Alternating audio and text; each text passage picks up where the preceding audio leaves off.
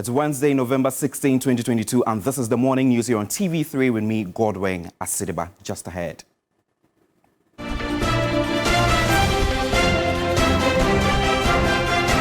And coming up this morning, Gabby Ochedaku denies making allegations that the majority leader instigated the parliamentary revolt against the finance minister. Also coming up, the live probe into the censure of the finance minister, Ken Ofori-Atta, continues today as calls intensify for his sack.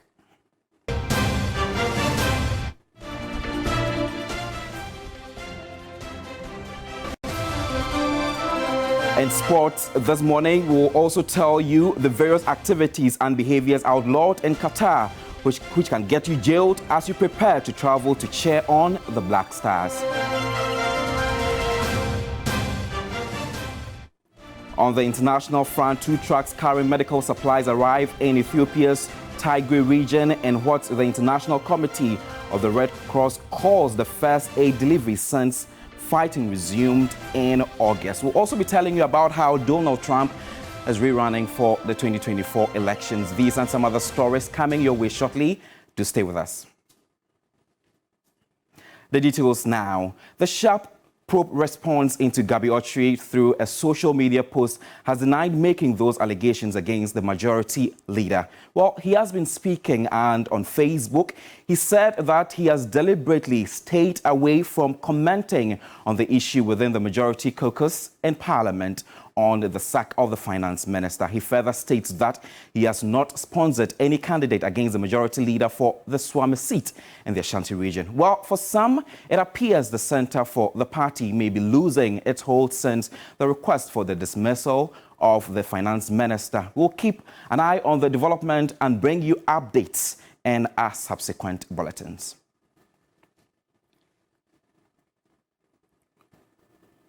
Well, just before the dust on the demand by some majority MPs to President Akufo-Addo to the sack of the finance minister settles, the majority leader, Oseche Mensah-Bonsu, has responded furiously to allegations by Gabby Ochedaku, suggesting that he, the majority leader, instigated the parliamentary revolt against the finance minister, Ken Ofori-Atta. From nowhere, I feel the Enkoti say Gabby Ochedaku no need meeting as I radio. So I didn't cry no. Who chairman now finance minister? No, a dear prophet in the brain. Then I heard Gabby Ochedaku on his radio station saying, I am behind the revolt in Parliament, that I want to become finance minister. For what? What profit would that be to me? There are people who want to put asunder what we are trying to put together. Who does he think he is? That's what you say. Me, Akufo-Addo na mesum no. Some party no some MPP abai. Gabby Ochedaku, who does he think he is? I serve Akufo-Addo, the party, and the MPP government. When you do things like that, when you talk about governance, then what's your locus? And he said, Chairman Mensah-Bonsu started it. What's your locus? What can Chairman Mensah-Bonsu? Day 2 of the probe into censure motion against embattled Minister of Finance Ken Ofori-Atta continues today. The proponents of the motion yesterday were made to turn in their evidence.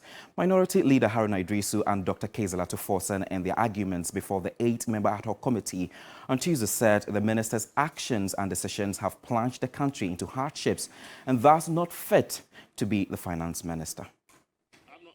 The Speaker of Parliament, Alban Bagbin, on Thursday, November 10, referred the minority's censure motion to an 8-member ad hoc committee. The Finance Minister, Ken Ofori-Atta, who was present on the first day of the committee sitting, is expected to open his defense in subsequent days. His counsel, Gabby Ochedaku, requested for the full list of evidential documents from the proponents which were provided. First part of our request, which is full particulars of the facts in support of each of the allegations contained in the letter, must be first adhered to. Haruna Iddrisu and Dr. Tuforsen then went on to argue, based on their 7 grounds, the need to censure the minister. The cost of doing business is unacceptably high for businesses. The pharmaceutical industry is complaining because it affects their imports and they are made to pay more. The depreciation of the cedi has affected even Makwala women who cannot trade effectively. Section 4 of the Fiscal Responsibility Act, Act 982, says that Parliament may, in accordance with Article 82 of the Constitution, pass a vote of censure on the minister where the minister breaches Section 2 of more than 1 percentage point. Again, Section 2 says that the primary balance must always be positive. So if you breach it by 1 percentage point, then obviously the vote of censure may trigger. In the year 2018, our minister responsible for finance and the government had said to Parliament that the fiscal deficit was 3.9% of GDP. In fact, in the year 2018, the reason why they said it's 3.9% of GDP was that a key expenditure worth 9.8 billion Ghana cedis was excluded from the fiscal accounting. They treated it below the line. And this has to do with the financial sector payment. So, Mr. Chairman, if you are to account for the 9.8 billion Ghana cedis that they excluded and treated it below the line, the actual fiscal deficit for the year 2018 was 7.1% of GDP. Sitting resumes Wednesday, November 16. Meanwhile, there was a heated exchanges in Parliament yesterday between the Counsel for the Finance Minister, Gabiotri Dakon, and the MP for North Tong, Samuel Kujitu Ablakwa.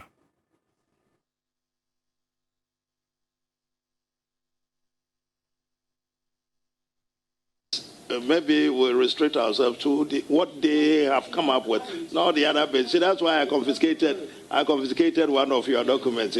So let's see. Anyway, you've asked so many questions. We're tired. Mr. Chairman, is that his form of re-examination or something?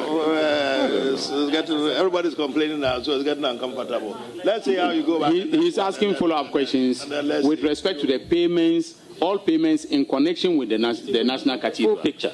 It's important to have the full picture. So it's not a re-examination. Yeah, this is about the national cathedral. Mr. Chairman, we object to this strongly. If he can hold a press conference to deal with those matters, but I think that we are here for a specific reason. Grounds have been stated. Let's stick to that. You know, we are not here for it's not a political platform to make some political pronouncements. Well, These are serious allegations. Please. He will not teach me how to do my work in Parliament. No. This is Parliament. You won't teach me how to do my work. Let me finish. No, he can't come here and throw his weight about. He can't teach me how to do my work. I take strong exception that I should go and hold a press conference. Please. I'm only 78 kilos. Please. I'm not going to throw it around. Please. I won't accept that. Yes. And you are not the chair. You don't tell members of Parliament what to do. That's fine. So, I mean, we appreciate the point you make. I will do my work. I'm not going to hold a press conference. You will not teach me how to do my work. Yeah, so, I think we made the point. There have been quite a few questions already. But if we don't have... Well, we're listening to the tenor of the next two questions. You're still watching the morning news here on TV3 with me, Godwin Asidwa. Let's now turn our attention to sports. This week, Black Stars coach Otuado named his 26-man squad to represent Ghana in Qatar. But while you contemplate to travel to Qatar to support the team, do you know what can get you jailed or deported back to Ghana? This report outlines what activities are outlawed and the punishments for it. Less than a week for the start of the Mundial in Qatar. Have you thought about what you can do with the activities outlawed in the host country if you plan to travel for the World Cup Games? Well, there are some activities that can get you into jail or deported. For starters, there is zero tolerance for drugs in Qatar. The penalties for the use, trafficking, smuggling, or possession of drugs could be custodial sentences, heavy fines, and deportation. Next on the list is alcohol. It is an offense to drink alcohol or be drunk in public. Drinking in public could result in a prison sentence of up to 6 months or a fine. Though alcohol is available only at licensed hotels, restaurants and bars, you have to be 21 years and above and be able to provide an original photo ID to prove your age. Meanwhile, swearing and making rude gestures, which are considered obscene acts, can equally get you jailed or deported. You may also take note that you will need to seek permission before you can film or take photographs of people, religious, military, or construction sites, or you risk being arrested. More importantly, posting videos or photos that connote nudity can have you detained, prosecuted, and convicted. Also, any intimacy in public between men and women can lead to arrest. Living together whilst unmarried or having sex outside of marriage, regardless of sexual orientation, is illegal. So the rules are simple. If you are able to follow them, I'm sure you're likely to have a fun-filled time in Qatar.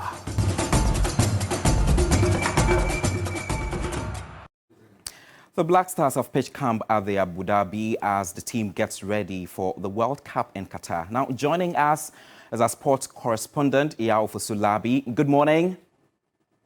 Morning, Gordon. How are you doing? Fine, thank you. How are you? You look good. Thank you. Can you paint a picture of what the first day of training looked like? Well, I think that the first day of training was really good.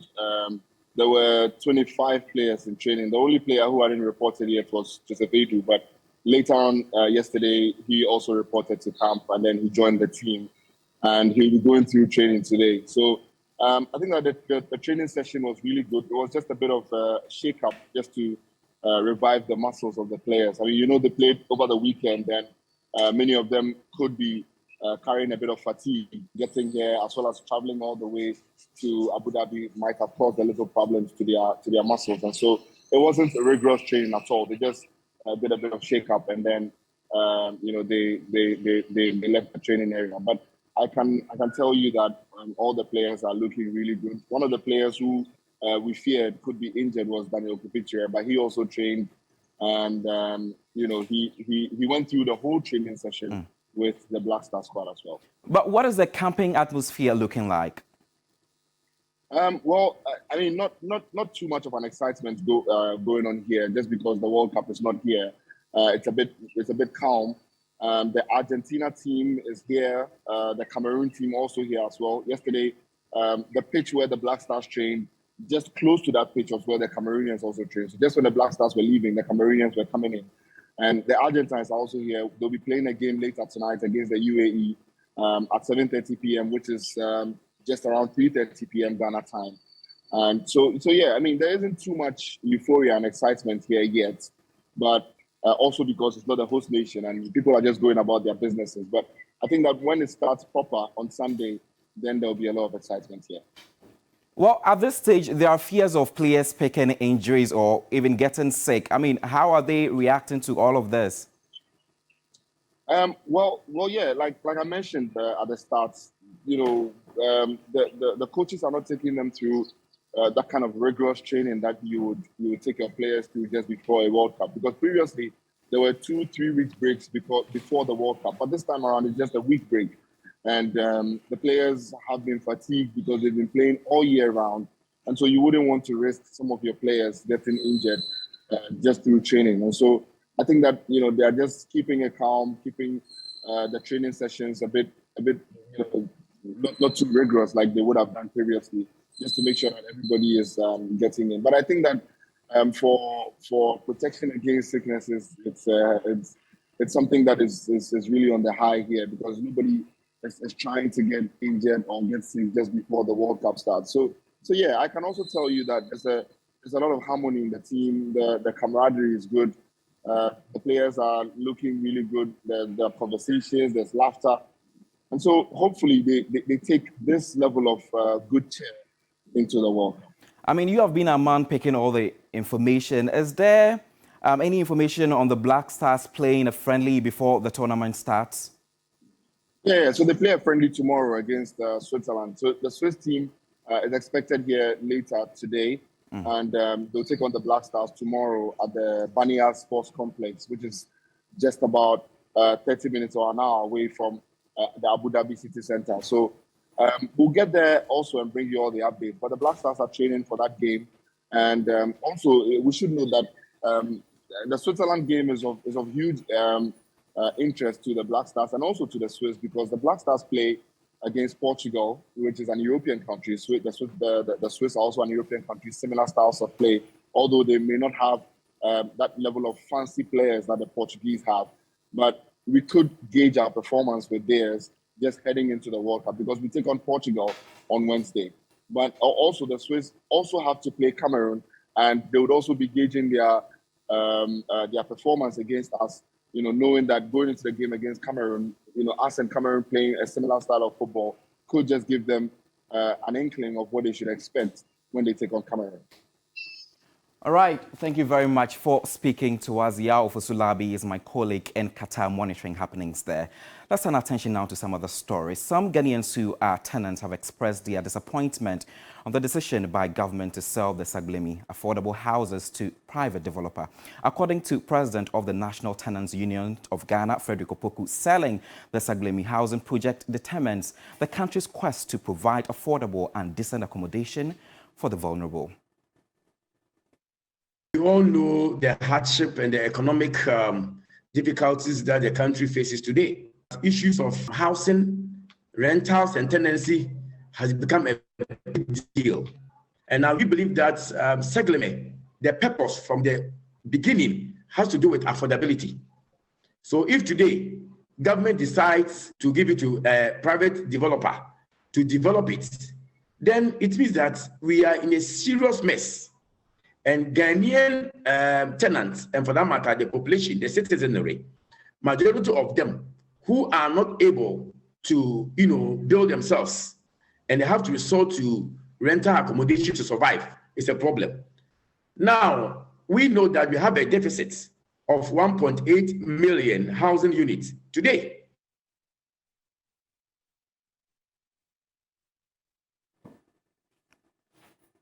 On the international front this morning, the Committee of the Red Cross said a medical aid convoy had arrived in the capital of Ethiopia's war-ravaged Tigray region on Tuesday. This is the first since a peace deal between the federal government and Tigrayan rebels almost came together 2 weeks ago. The restoration to aid delivery to Tigray was a key part of the breakthrough agreement signed on November 2 to silence the guns in the 2-year conflict that has killed untold numbers of people and unleashed a humanitarian crisis in northern Ethiopia. The two trucks had delivered medicines, emergency and first aid kits to support health facilities in Tigray to treat patients with conditions that need urgent care. The warring side had agreed in Nairobi to facilitate immediate humanitarian access to all in need in Tigray and neighboring regions with immediate effect. Tigray, a region of 6 million people, has been suffering from a severe lack of food and medicine, as well as limited access to basic services including electricity, banking, and communication, with the UN warning that many people are on the brink of starvation.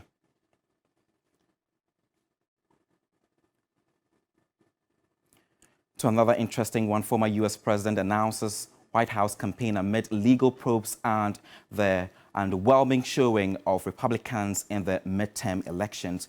Donald Trump has announced he will run for the United States presidency again in 2024, despite facing multiple criminal investigations and the poor performance of the candidates he backed in last week's midterm elections. Trump launched the bid to his third presidency on Tuesday evening at his Mar-a-Lago state in Florida, a week after elections in which Republicans failed to win as many seats in Congress as they had hoped.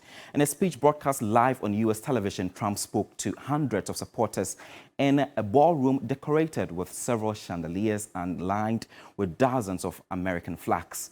Donald Trump, who was twice impeached during his last term as president, enters the race at a moment of political vulnerability.